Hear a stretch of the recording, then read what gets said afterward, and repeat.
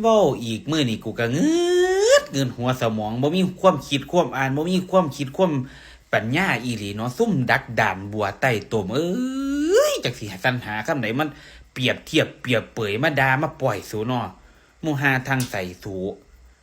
เขาจับได้เลขเก่าก็ว่าเขาล็อกก็ว่าเขาล็อกก็ว่าเขาล็อกกันนั่นแนวนั่นแนวนี้มันสิเป็นล็อกหาเมียหาพอมันหยังเขาก็จับเอาอยู่เขาหันบ่ได้นบมือนบหยังเขาไปฮอดแล้วเขาก็จับจึบโลดภาษาลูกบอลเขาหมุนไป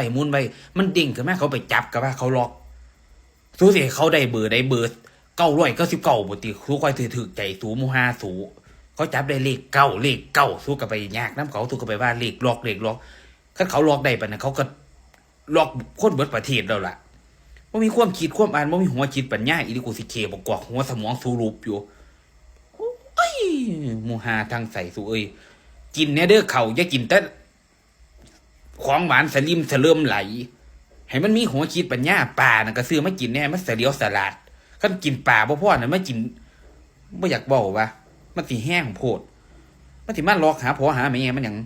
เขาจับได้หยังก็ยากนำเขาก็ย้อนว่าสูบ่มักย้อนว่าสูอคติ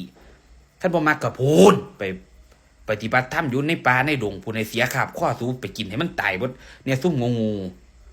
บ่มีหัวคิดปัญญาอีหลีเฮ้ยแต่แม่นเขาหลอกหลายลูกอีหลอก